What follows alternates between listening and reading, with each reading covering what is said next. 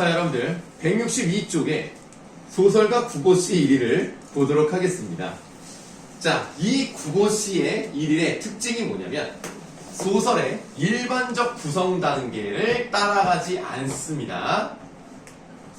아까 이거 박태원 후가 구보라고 그랬잖아요. 네. 본인 이야기 쓴 거예요? 아니라 그러니까 완전한 게 아니라고. 자기의 경험이 반영된 건 맞는데 뭐 100% 자기다라고 말하기는 어쩔 소설이니까 일반적 구성 단계를 따라간다 이러지 않습니다. 그리고요, 그러니까 한마디로 발단 전개 위기 절정 결말이 없어요. 그러니까 인과 관계도 분명하지가 않습니다. 그냥 단편적인 의식들을 나열하는 소설이에요. 그러니까 쉽게 말하면 어디를 가요, 뭐를 봐요, 생각을 해요. 어디를 가요, 뭐를 봐요, 생각을 해요. 그렇게 돌아요. 쭉 돌아서 다시 자기 집으로 갑니다. 그래서 어떤 여행은 아니지만 길을 따라서 쭉 가기 때문에 여로형 소설이라고 할 수가 있는데요. 이 글은 처음 시작하는 부분과 끝나는 부분이 같아요. 그래서 그 원점 회귀형이다 이렇게 말할 수가 있어요.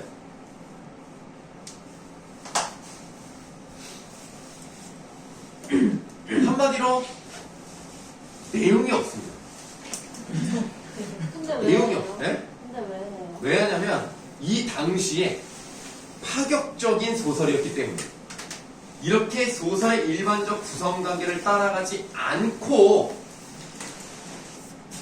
그리고 소제목 같은 걸 넣었단 말이에요. 그 다음 이 당시의 사회의 모습이, 이 거리의 모습이 어떤지를 이제 보는 겁니다. 그냥 자기 쓰고 싶은 대로 쓴 거예요? 뭐 그렇다고 봐야죠. 의식의 흐름으로 간다 이렇게 생각하시면 되겠습니다. 그런데 이 박태원이라는 사람도 실제로 결혼을 했을 거 아니에요. 그래서 딸을 낳아요. 그 딸도 나중에 커서 또 아이를 낳지 않겠습니까? 그 남자애가 누굽니까? 박태원 딸의 아들. 그러니까 외손주가 누구예요?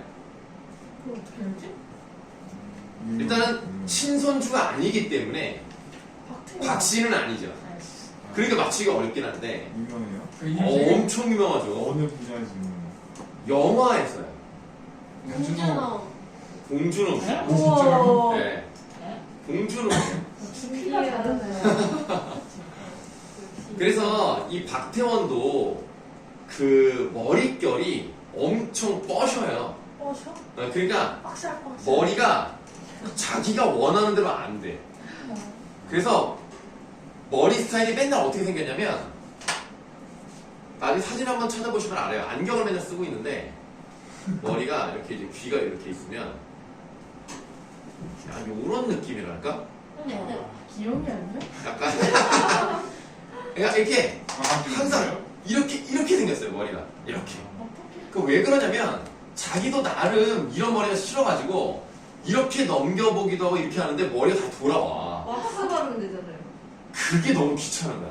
아 뭐야? 아, 왜냐면 왁스를 바르는 것도 하루 이틀이지 이게 많이 발라야 돼. 안 그러면 머리가 자꾸 이렇게 막 올라와. 다시 돌아서 이렇게 탁 된단 말이야. 그래서 원점 폐기형이 엎드려 뻗쳐.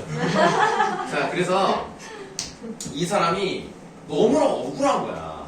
나는 이런 머리를 원하지 않는데 다른 사람들이 보고는 야, 쟤봐라. 한번 튀어보려고 머리 저렇게 한다.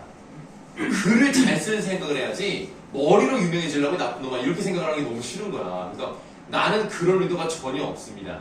나는 글을 써요.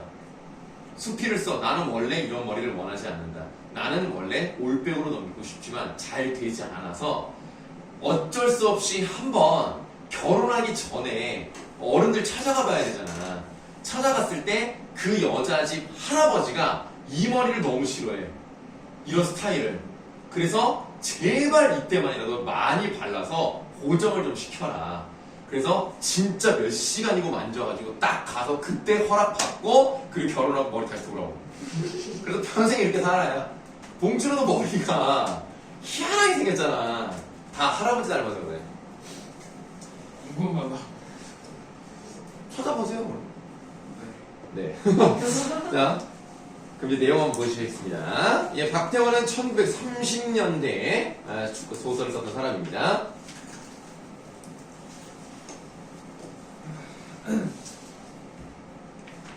(9번은) 다시 밖으로 나오며 자기는 어디가 행복을 찾을까 생각한다예요. 한다 바로 하세요. 뭐가 사용됐죠? 현재. 현재형 어미가 사용되죠.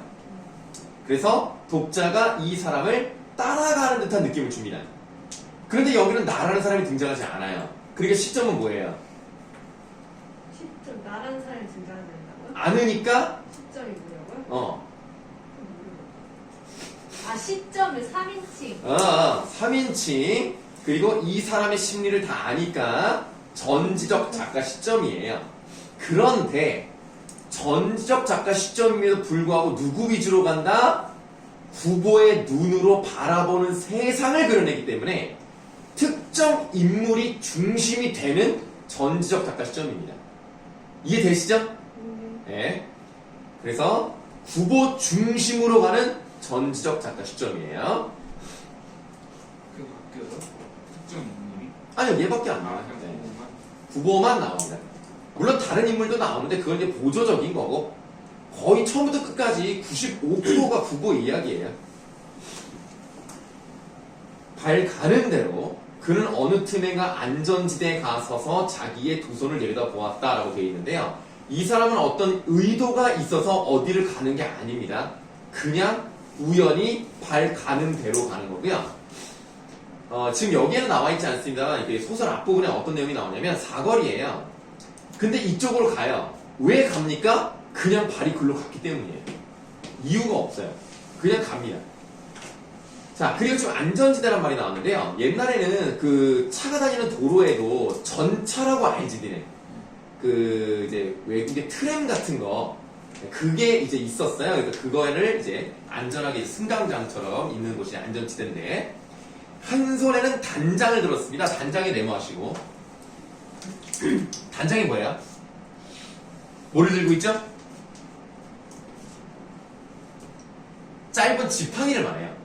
그러니까 여기서 단장이라는 것은 이 사람이 나이가 많아서 허리가 아파서 짚는 게 아니라 약간 멋 같은 건데 그러니까 지팡이를 의미하고요. 이 단장을 들고 있다는 것은 무엇을 의미하느냐? 이 사람이 뭘 하고 있다는 거야? 산책을 하고 있다는 얘기죠. 어디론가 지금 다니고 있다는 걸 의미하고요. 한 손에는 단장과 또 한 손에는 공책을 들고 있네요. 공책도 네모하세요. 그럼 여기다 뭐 하겠어요? 네모. 그렇죠. 그러니까 이거는 이제 글쓰기와 관련이 있는 겁니다. 그래서 지금 이 사람이 뭘 하는지가 나오는 거예요. 여기저기 돌아다니면서 보고 관련 있는 걸 쓰고 생각을 쓰고 그런단 말이에요. 물론 9번은 거기에서 행복을 찾을 수는 없어요. 안전지대 위에 사람들은 서서 전차를 기다린다. 한 번만 더 바로 하겠습니다. 계속 현재형으로 가고 있죠. 그들에게 행복은 알 수가 없어요.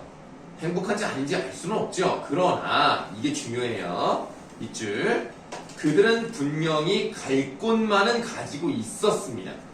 자, 선생님이 먼저 필기를 하고 있다 하라 그럴 때 하세요. 갈 곳이 있다는 얘기는 목적지가 분명하다는 얘기죠.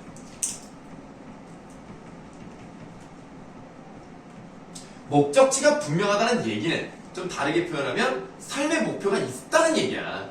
근데 9번은 어때요? 그들은 분명이라고 되어 있죠. 그럼 9번은 어떻다? 없어. 이제부터 쓰세요. 자, 9보와 달리 다른 사람들은 목적지, 다시 말하면 삶의 목표라든가 이런 게 있다고 생각을 하는데 9보는 왜 살아야 하는지를 몰라요. 그러니까 여러분들 옛날에 1930년대에도 대학 가는 거, 대학이 있는 건 아시죠? 윤동주도 대학을 갔고 이육사는 뭐 정확히 모르겠지만 좀 배운 사람들이 많이 있었습니다. 그래서 채만식의 레디메이드 인생이라는 소설을 보시면 생각보다 고등교육을 받은 사람이 많아요. 근데 그 사람들이 대학 나오면 이제 뭐해? 취업. 대학 나오면 그냥 백수가 돼요. 할 일이 없어. 왜요? 왜냐면 돈을 좀 가지고 있는 사람들은 일반적으로 다 그러진 않아. 돈을 좀 있다 그러면 일본 사람, 아니면 친일파. 물론 전통 이제 부호도 있지만 그런 사람들이 이제 돈을 가지고 있으면 밑에 사람들 부릴 때는 싼 노동력을 찾을 거 아니에요. 근데 배운 사람들은 그런 거 안 하거든. 그러니까 취업을 안 돼. 그렇다고 고등 교육을 받은 사람들은 뭐 굳이 쓸 그럴 직업이 있는 것도 아니고. 그래서 그냥 맨날 누구라요? 이 구보가 그런 사람입니다. 전차가 왔다. 사람들은 내리고 또 탔다. 구보는 잠깐 멍하니 그곳에 서 있었다. 그러나 자기와 더불어 그곳에 있던 온갖 사람들이 모두 저 차를 오른다 보았을 때 그는 저 혼자 그곳에 남아있는 것에 외로움과 애달픔을 맛본다. 그래서 구보는 움직인 전차에 뛰어 올라요. 탔습니다. 전차 안에서라고 되어 있는데요. 지금 이 부분이 사실은 소제목처럼 생겼지만 엄밀히 말하면 뭐예요? 아니 그게 아니고 문장 첫 부분이에요. 이 문장 첫 부분을 소제목처럼 뽑았어요. 이게 이 당시에는 굉장히 파격적인 거예요. 이런 기법을 쓰다니 뭐 이런 거거든요. 이게 지금으로도 80년도 더 된 소설이니까 이게 처음 나왔을 때는 신기했겠죠. 그러니까 사람들이 어때요? 집중을 하게 됩니다. 주의를 환기시키고요. 그리고 이제 다른 내용이 나올 것이다. 내용 전환의 표지가 되기도 합니다. 그래서 이렇게 이제 나오면 다른 내용이 나오는 거예요. 지금 보고 계시는 페이지 맨 밑에도 조그만 이렇게 돼 있죠. 이것도 새로운 내용이 나오는 걸 의미합니다. 자, 이 구보가 어떤 사람인지 봐요. 이거를 읽어보시면 MBTI가 어떤지 대충 짐작할 수가 있어요. 구보는 우선 제 자리를 찾지 못합니다. 자, 보시면 이제 쉼표가 많이 사용됩니다. 하나 남았던 좌석은 그보다 바로 한 걸음 먼저 차에 오른 젊은 여인에게 점령 당했다고 표현을 하죠. 이게 약간 피해의식이 있어요. 9번은 차장대 가까운 한 구석에 가서서 자기는 대체 이 동대문행 차를 어디까지 타고 가야 할 것인가를, 그리고 밑줄 대체 어느 곳의 행복은 자기를 기다리고 있을 것인가를 생각해 봅니다. 자, 봐. 행복이 자기를 기다린다고 표현을 했어요. 그러니까 지금 얘는 행복을 원하는 건 맞아. 행복을 원하긴 하는데 그것을 찾는 데는, 자, 구하는 데는 좀 어때요? 행복을 적극적으로 찾아나는 게 아니라 어딘가 나를 기다리고 있다. 좀 소극적인 자세를 가지고 있어요. 그러니까 읽어보면 좀 답답해요. 나는 이 소를 왜 썼나 싶어. 자기 욕하는 거 아닌가?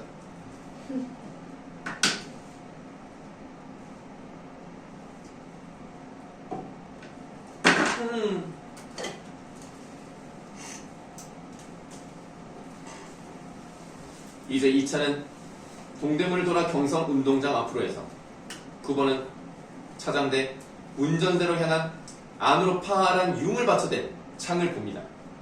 융이 뭔지 알아? 그 청룡. 약간 털이라고 하긴 그런데 이렇게 할 때 색깔이 달라지는 거 있지? 그런 거야. 그런 걸 융이라고 해요. 그래서 융을 된 창을 본다. 전차과에서는 그곳에 뉴스를 게시한다. 그러나 사람들은 요사이 축구도 야구도 하지 않는 모양이었다. 뭐 이 내용이 없었다. 뭐 이런 내용이에요. 장충다루. 장춘하면 뭐가 유명합니까? 그렇죠. 그러니까 그 장충동은 이제 족발이 유명하죠. 청량리 혹은 성북동으로 성북동 떠났는데 여기는 황수건이 유명하죠. 그러나 요사이 9번은 교회를 즐기지 않습니다. 그곳에는 하여튼 자연이 있었고 한적함이 있었습니다. 그리고 고독조차 그곳에는 준비되어 있었어요. 요사이 9번은 고독을 두려워합니다. 고독에다 세모하세요. 고독은 구보가 원하지 않는 거예요. 일찍이 그는 고독을 사랑하는 일이 있었다. 무슨 소리야 이건 또. 그러나 고독을 사랑한다는 것은 그의 신경에 바른 표현이 못될 게다. 그는 결국 고독을 사랑하지 않았는지도 모른다. 아니, 도리어 그는 그것을 그지없이 무서워하였는지도 모른다. 그러나 그는 고독과 힘을 겨루어 결국 그것을 이겨내지 못하였다. 그런 때 9번은 차라리 고독에게 몸을 떠맡겨 버리고 그리고 밑줄 스스로 자기는 고독을 사랑하고 있는 것이라고 꾸며왔는지도 모를 일이다. 사실은 고독을 싫어하고 좋아하지 않았는데 고독을 이겨내지 못하니까 아니야 나는 고독을 사랑해서 그런 거야 이렇게 뭐 하는 거지?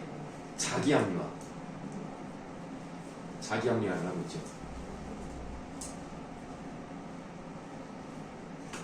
자, 표 찍읍시오. 처장이 그의 앞으로 왔다. 9번은 단장을 왼팔에 걸고 바지 주머니에 손을 넣었다. 그러나 그가 그 속에서 5입의 동전을 골라내었을 때 차는 종묘 앞에 서고 그리고 차장은 제자리로 돌아갔다. 9번은 눈을 떨어뜨려 손바닥 위에 5입 동전을 본다. 그것들은 공교롭게도 모두가 뒤집혀 있었다. 대정 12년, 11년, 11년, 8년, 12년, 대정 54년. 이게 뭔지 알아요? 만들어서. 아, 그럼 대정이 뭘까요? 여러분들, 일본에는 우리나라랑 다르게 뭐가 있습니까, 지금도? 왕이 있죠? 왕이 새롭게 되면 그때부터 그 왕의 연호가 시작이 돼요. 그래서 이 대정이라는 게 그 왕이 취임하고 난 그 첫 번째 해부터 대정 1년이에요. 그래서 12년째 됐으면 대정 12년. 그게 그때 발행된 돈이라는 거예요. 그럼 54년은 뭘까요? 54년 동안 했다는 게 아니고. 맑은 거라는. 아니, 그러니까. 12년, 11년, 11년, 8년, 12년은 맞아. 왕이 된 지 12년째, 11년째 이거 맞다고. 54년은 다 합친 거예요. 그래서 9번은 그 숫자에서 어떤 한 개의 의미를 찾아내려 들었다. 그러나 그것은 부질없는 일이었고, 그리고 또 서로 그것이 무슨 의미를 가지고 있었다 하더라도 그것은 적어도 행복은 아니었을 게다. 조그만 하고 다음 쪽이죠. 한 개의 기쁨을 찾아 9번은 남대문을 안에서 밖으로 나가보기로 한다. 그러나 그곳에는 불어드는 바람도 없이 양옆에 웅숭거리고 앉아있는 서너 명의 지게꾼들의 그 모양이 매겁다. 9번은 고독을 또 느꼈죠. 사람들이 있는 곳으로, 약동하는 무리들이 있는 곳으로 가고 싶다 생각한다. 그는 눈앞에 경성역을 봅니다. 경성역 메모하시고요. 이 경성역이라는 것은 지금의 서울역이니까 수많은 사람들이 지나다니고 있고 가장 발전된 곳이라고도 볼 수 있는 거죠. 그래서 이 경성역에 대해서 우리가 좀 3가지를 써보도록 할 건데요. 선생님은 위쪽에다가 여백에다가 끌어서 썼습니다. 자리가 좀 좁으니까요. 위쪽 여백에다 쓰세요. 자, 1번.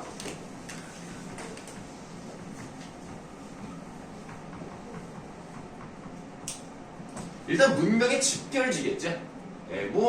아무래도 서울역이면 많은 사람이 오가오는 곳이니까 주변 상권도 많이 발달되어 있을 거고요.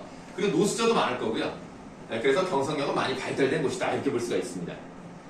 두 번째는 읽어보고 쓰겠습니다. 그곳에는 마땅히 인생이 있을 게다. 이 낡은 서울의 호흡과 또 감정이 있을 게다. 도회의 소설가는 모름지기 이 도회의 항구와 친하여야 한다. 그러나 물론 그러한 직업의식은 어떻든 좋았다. 다만 9번은 고독을 3등 대합실 군중 속에 피할 수 있으면 그만입니다. 이 3등 대합실이라는 게 옛날에는 기차가 1등 칸, 2등 칸, 3등 칸이 나눠져 있어요. 그래서 가격이 달라요. 돈이 좀 많으면 1등에 그러니까 1등석을 타는 거고요. 아니면 이제 3등석을 타는 겁니다. 그러니까 비행기는 그런 게 있잖아요.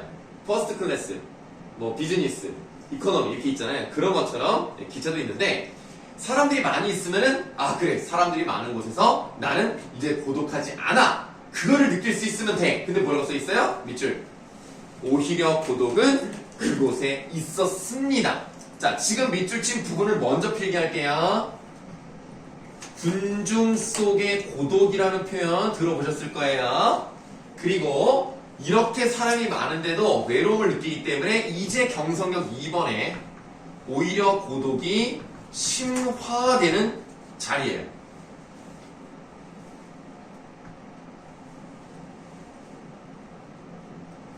그리고 3번은 또 이따가 쓰도록 할게요.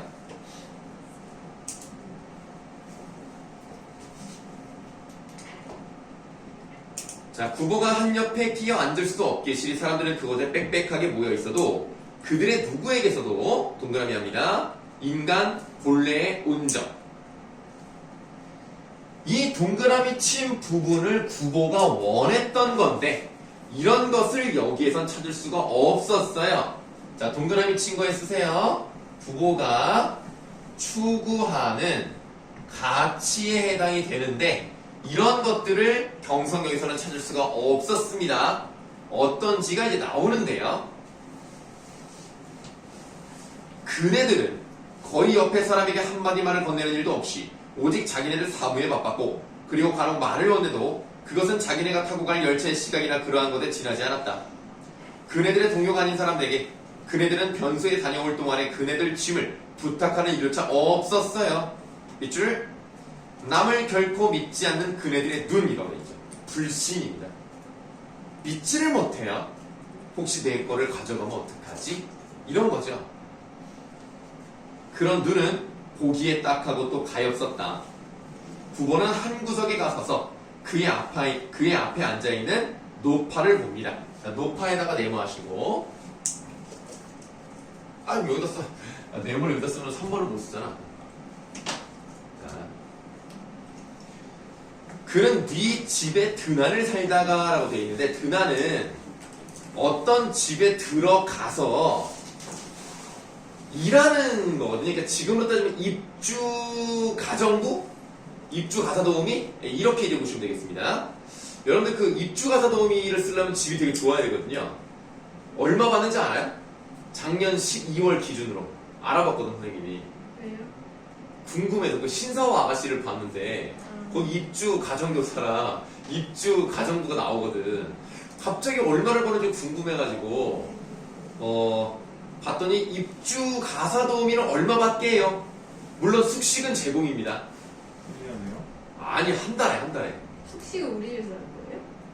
그냥 그 사람 집에 들어가서 그 선생님이 아는 사람도 실제로 그런 일을 한 분이 있었어요. 그래서 애기 봐주는 사람이었어. 일주일에 5일을 거기서 살다가 주말엔 자기 집으로 와서 쉬어. 그래서 5일 동안 자고 먹여주는 건 다 공짜로 다 줘. 먹고 싶은 거. 그런데 얼마 받게? 300. 300보다는 아니에요. 200. 200에서 270 사이 돼요. 한 달에요? 한 달에. 그러니까 그렇게 많은 것 같진 않지만 식비를 아낄 수 있잖아요. 네, 그러면 뭐 실제로는 300만 원 이상 급이라고 볼 수는 있는데 왜냐면 먹는 거는 거의 안 들어가니까 주말에만 먹으면 되니까. 그래도 뭐 어쨌든 생각보다 많은 것 같지는 않더라고요. 불편할 거 아니야 들어가서 살려면. 그 다음에 입주 가정교사는 최소 300은 받나 봐.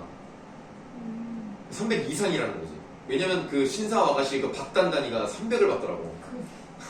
이상해. 내용이 이상하다고요? 이상하지 않나요? 아저씨랑 24살이었는데. 아니 근데 안 봐. 14살인가 날걸요? 띠동갑이야. 넘어가. 넘어가는데 백종원이랑 사귀는 거. 아니 너무 이상하지 않나? 실제로 그렇게 사랑하는 사람도 있는데 뭐. 뭐 19살 차이 나는 사람도 있다는데요 뭐. 걔는 19살이에요? 거기 극 중에서는 14살인가?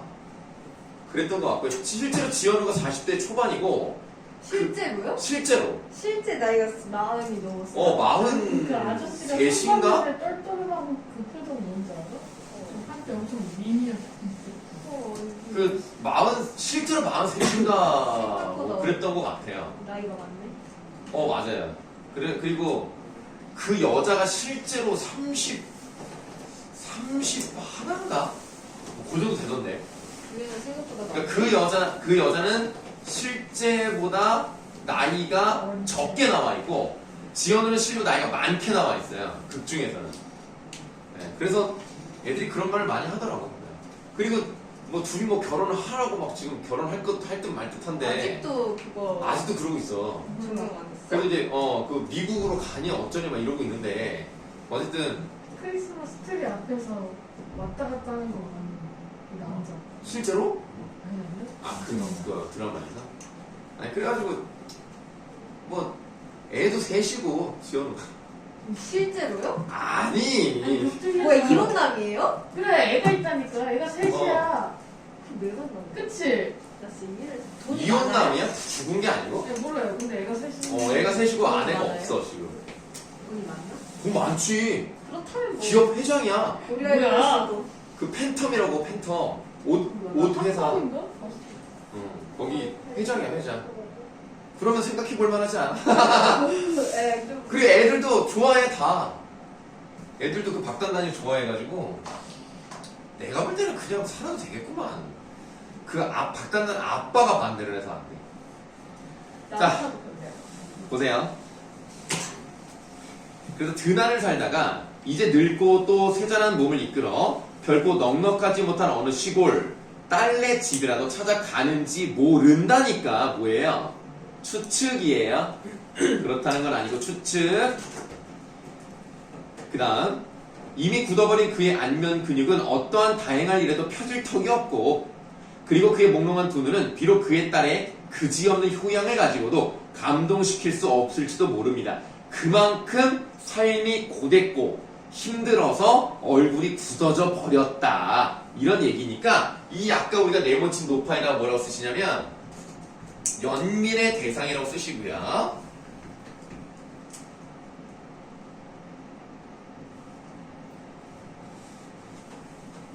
자, 그 다음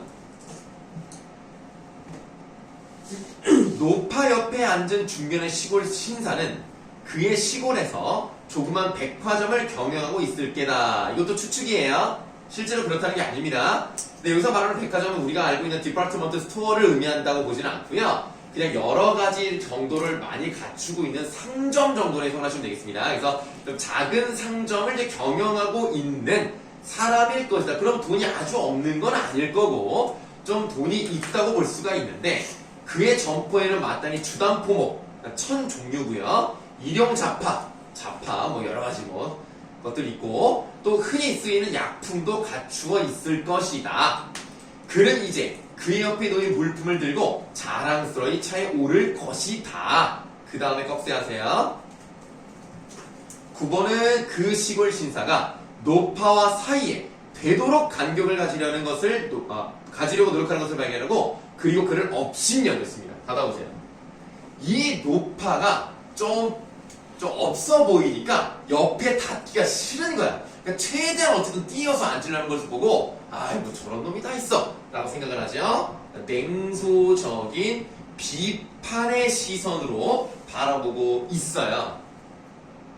그래서 이 시골 신사는 좀 부정적인 인물입니다.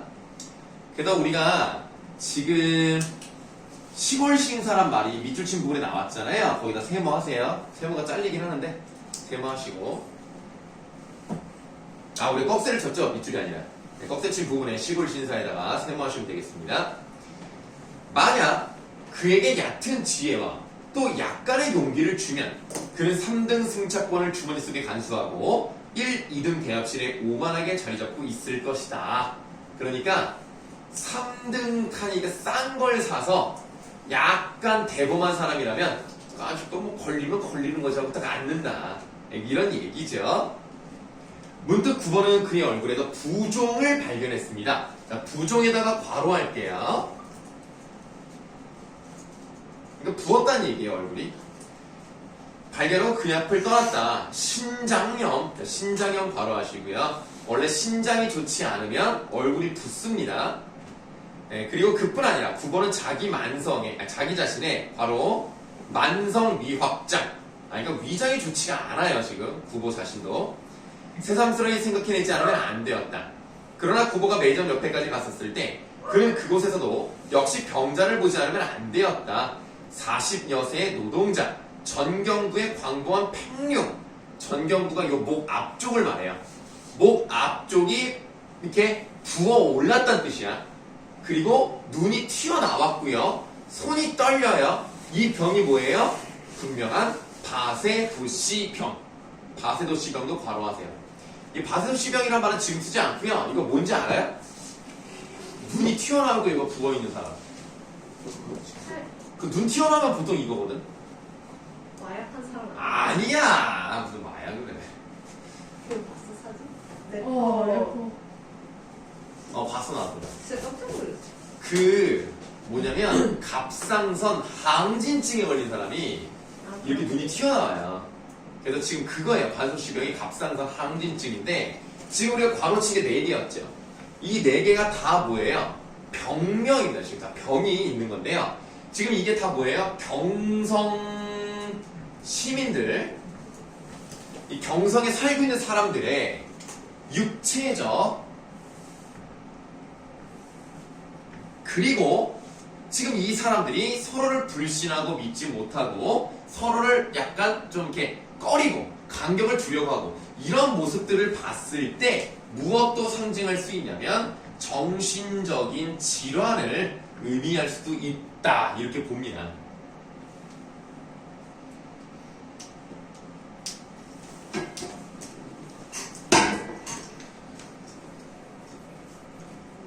그것은 누구에게도 결코 깨끗한 느낌을 주지는 못한다.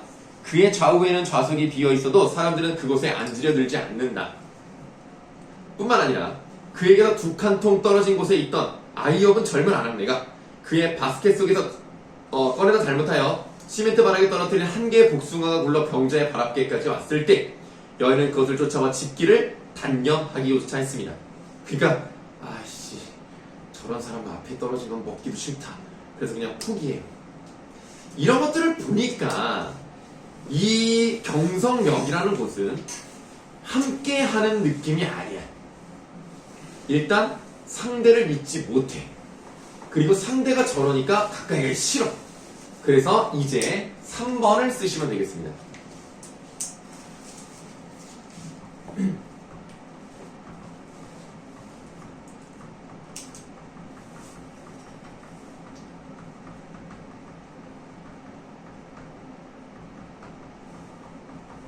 공동체적 인간관계가 파괴된 공간이다.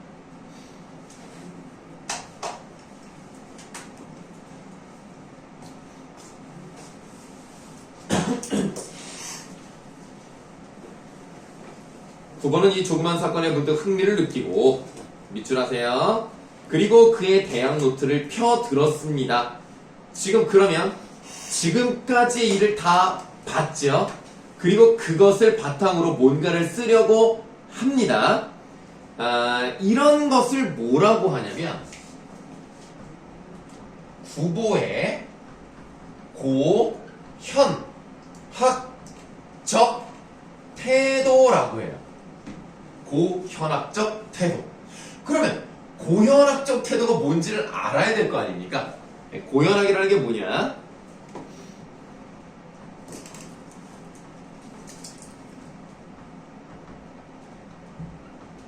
현대인의 생활을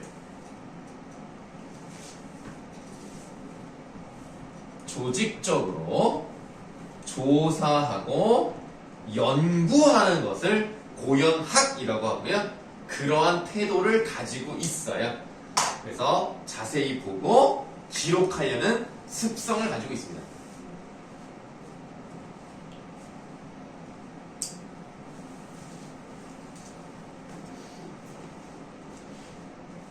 그러나 그가 문 옆에 기대어 섰는 캡 쓰고 모자를 쓰고 린네르 스메일이 양복 입은 사내. 그건 이게 뭔 소리인지 모르겠습니다만 옛날에 여러분들 양복 중에서도 보통 양복은 이렇게 카라가 이렇게 내려오잖아요. 이렇게 내려오는데 린네르 스메일은 이게 올라가 있어요. 이렇게 그런 일제강점기 때 보통 입었던 그 망토랑 같이 입는 약간 그런 스타일.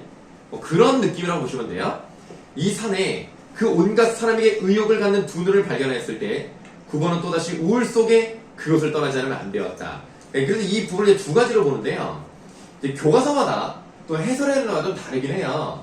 뭐라고 하냐면 하나는 일제강점기 때 사법경찰이다. 그래서 저 사람이 뭘 하고 있는 거지? 라고 의심해서 쳐다보는 것이다. 이렇게 해석하는 경우가 있고요. 아니다. 경찰이 아니라 그냥 여기 있는 사람들이 서로 다 믿지 못하는 그런 것을 나타내는 예일 뿐이다. 뭐 이렇게 해석을 하기도 하는데 어쨌든 쳐다봤기 때문에 구보가 그냥 가요. 이렇게 소설가 구보 씨도 다 봤는데 여러분들 참 재미가 없었을 겁니다. 그래서 현대소설 2번도 숙제로 나갈게요.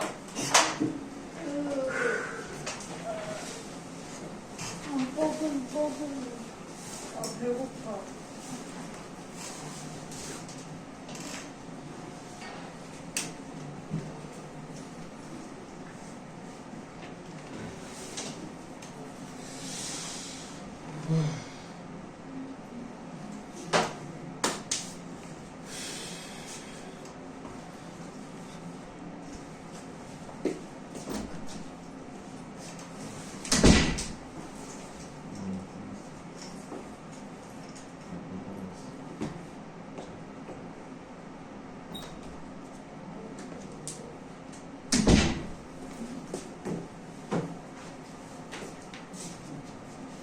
오. 아, 문제는 진짜. 하기 싫어. 김준이 아프다고 하고 다 같이 이거 좀 아프다고. 진짜 아프다고. 아니 근데 내가 얘기를 들어보면 논술을 하기 싫은 날이 너무 많은 것 같아. 거의 매번 내가 볼 때는 한 10번 중에 7번을 하기 싫다고 근데 하는 원래 들어가기 전까지 극도로 하기 싫은 법이에요. 아 근데 들어가면 또 괜찮아? 괜찮은 건 아닌데 그냥 하는 거죠. 그냥 뭐 하는 건데 3시간, 3시간이 솔직히 좀 세. 그래 3시간이 너무 2시간은 그냥 버틸만 했는데. 그래 2시간은 학다까지 글 쓰는 것 좀 집에서 했어. 3시간 하면 바로 이거 그냥 힘들어가지고 돌아가시는. 자 다음 작품 보다가 끝나겠네요.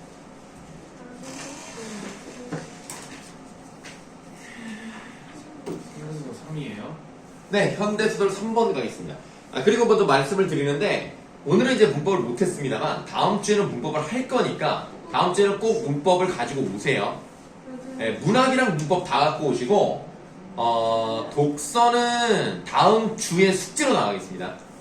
그러니까, 독서는 꼭 안 갖고 와도 되기는 해요. 그러니까 독서는 3지문씩 합시다. 인문 3개, 사회 3개 뭐 이런 식으로. 하세요? 한 주 숙제가 한 주 숙제 인문 아, 3개 이렇게 한 주 숙제가 인문 3개, 그죠? 사회 3개 이렇게. 분야별로 3개 아, 그 12개를 해 그럼. 그럼 얼마 안 돼서 끝낼 수 있겠다. 그니까 그럴까? 예? 아, 너무 많지? 학교도 다녀야 되잖아. 그 시험으로 어떻게 나와? 시험으로 그걸 어떻게 나와? 거기서 뭐 요소 하나 알아가서 그 키워드 갖다가 읽는 거. 아니야, 그렇게까지 어렵게 된다고? 몰라요, 나는 그래. 선생님도 그게 되게 어려울 텐데. 아니 학교 네, 내신? 안 몰라. 독서는 내시면 어떻게 해요? 그냥 지금까지는 내가 미축으로는 모르겠지만, 원래 그냥 있는 걸 내요. 그럼 붙은 문제를 자 문제를 바꾸는 거. 그냥 문제를 바꿔요. 근데 그게 본문은 그대로. 완전 힘들어. 아씨. 진짜 뭐 힘들어. 이해하는데? 공부하는 걸 잘 모르겠어. 승은이 할 수 있지? 근데 엄매가 1학기 시험 범위인데 엄매랑 또 뭐예요? 그럼 엄매. 아니, 내가 말하고 있잖아. 언제나 말했잖아. 1학기의 교과서가 엄매여도 순우 특강 다 한다니까? 왜요? 몰라. 그러니까 엄매 시간에 수능 특강 문학. 그 국어가 또 선생님 2명 아니야? 그러니까 선생님 2명이서 한 사람은 문학, 한 사람은 독서랑 문법 뭐 이런 식으로 나눠서 해. 그러니까 다 해야 돼, 다. 지금까지 어떤 학교도 그렇게 안 한 데가 없어. 다 했어, 다 그렇게. 그러니까 올해도 똑같겠지. 설마 올해만 다르게 하겠냐. 그래서 할 게 많은 거야, 얘들아. 어쩔 수가 없단다. 내가 너희를 괴롭히고 싶은 게 아니라 미리 이렇게 안 해놓으면 나중에 너무 벅차. 뭐? 빨리 끝내게. 말 같지도 않은 소리야. 뭐 인생을? 뭘 끝내? 일주일만 시험 미뤄도 보고 시험 보고 끝내고. 시험 보고 수능까지 빨리 못 끝냈으면 좋겠다. 이야, 잘 뭐 봐야 역시. 좋은 거지. 달라. 다르네. 달라. 아니 어차피 올 일이잖아요. 아, 그렇죠. 그럼 안 왔으면 좋겠지 않아? 어차피 어차피 올 일은 안 왔으면 뛰었으면 좋겠어. 좋겠는데. 자, 선생님도 만약에 과거로 돌아갈 수 있다 그러면 절대로 고등학교 3학년은 안 갈 거예요. 네. 나는 수능 본 다음 날로 갈 거야. 왜요? 네. 수능은 다시 보고 싶지 않아. 근데 수능 본 다음 날부터는 일단 놀 수 있잖아. 진짜 열심히 놀 거야. 근데 우리 너무 그러니까 안타깝다. 나 논술은 없었는데. 맞아. 아, 끝나야 끝나지. 자, 그러면 우리 다음 작품 좀 봅시다. 현진건의 서투른 도적이라는 작품이 나와 있고요. 현진건이라는 사람은 1920년대를 배경으로 한 아주 유명한 소설이 하나가 있죠. 운수 아니, 좀. 그렇죠. 운수 좋은 날이라는 작품이 있었죠. 그거 알잖아요. 김첨지. 설렁탕, 이년아 사워도 못 먹냐 이거 있죠? 아주 유명하지 않습니까? 짜증나. 왜 짜증나? 임청지만 생각하면 짜증나요. 그 어떤 의미의 짜증인 거야? 무슨 욕이 있었는데? 그냥 너무 웃겨. 눈을 혹 뜨고 지랄이야 뭐 이래. 말을 너무 안 예쁘게. 아 맞아. 근데 그게 상남자라서 그래. 넌 상남자야. 겉은 그렇지만 속은 뜨겁고 그냥 얘기했는데 늘 상남자라고. 따뜻한 사람인데 삶이 너무 힘드니까 그렇게 거칠게 나오는 거야. 힘들어 그럼. 아 진짜. 구사도 써 구사도. 아 정말. 자. 네. 그래서 현진건의 서투른 도적인데요. 일제강점기 때의 소설 썼던 사람이니까 역시 이 소설도 우리 민족이 얼마나 힘들었는지를 보여주는 소설이라고 보시면 되겠습니다. 앞부분 줄거리 바로 갈게요.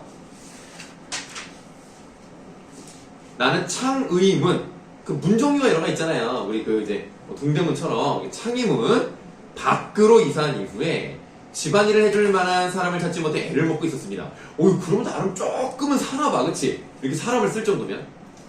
도심에서 먼 시골에 가까운 나의 집에 일을 하러 왔다가도 오래 있으려 하는 사람이 없었기 때문입니다. 그러니까 약간 좀 머니까 불편하네.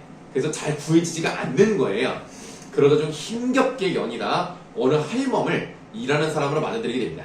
그래서 이 할멈이 어떤 사람인지 보는 게 중요한데요. 아내의 전하는 말을 들으면 그 할멈은 밑줄 황해도 안악 사람으로 농토를 빼앗기고, 이게 일단 기본 설정으로 중요한 거예요. 농토를 누구한테 뺏겼겠어? 그렇죠. 일제강점기 때 일제강점기 뺏긴 거예요. 이게 정확히는 언제로 나오냐면 1931년으로 나옵니다. 이 사람을 뺏긴 때가 그때 이제 일제강점기 상황이 드러나 있는 거예요. 여러분들 그 일본 놈들이 우리 땅 어떤 식으로 뺏었지? 무슨 회사를 차려가지고? 동양척식 주식회사를 세워가지고 다 지들이 다 가져가잖아. 나쁜 놈들아.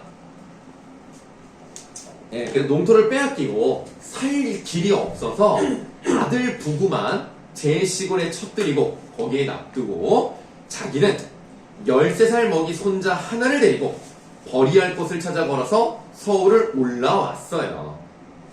북한 쪽에서 이제 내려온 거죠.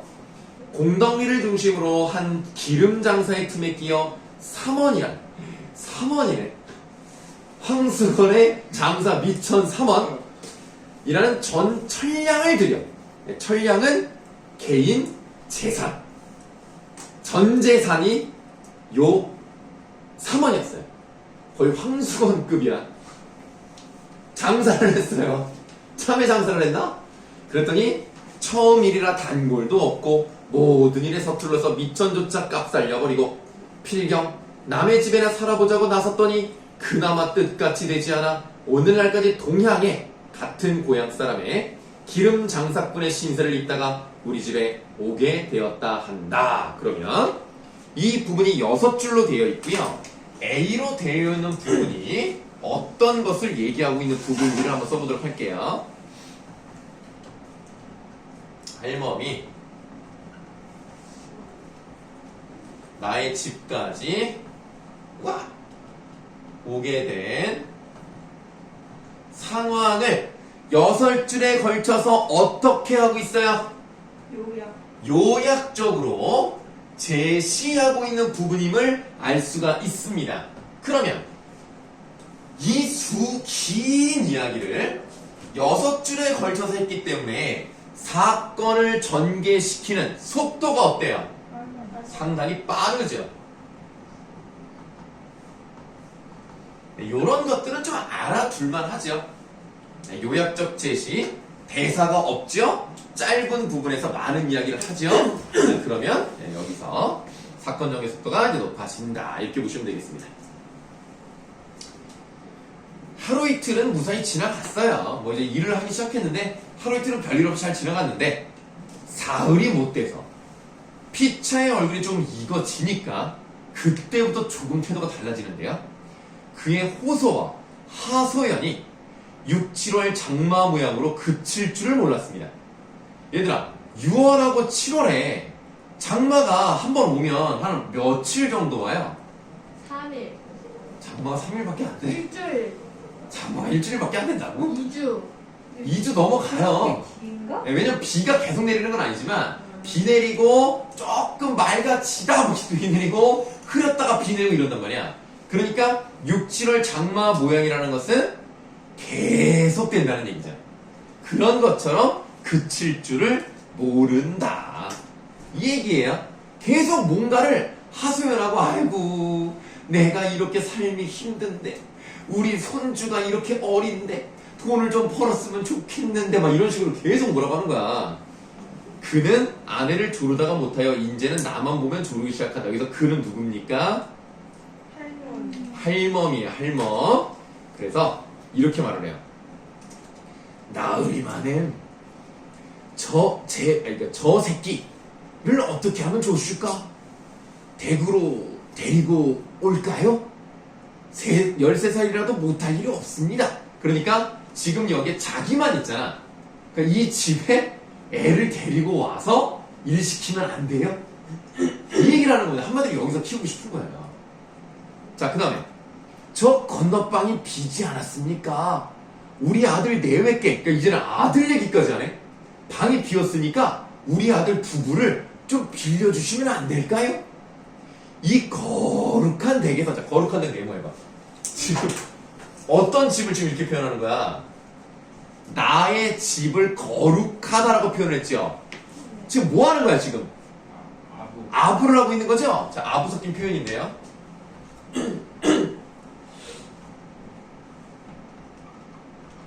자, 이런 표현을 하는 이유가 있을 거 아닙니까?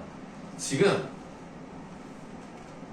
할멈에게 있어서 나의 집은 유일한 동아줄이에요.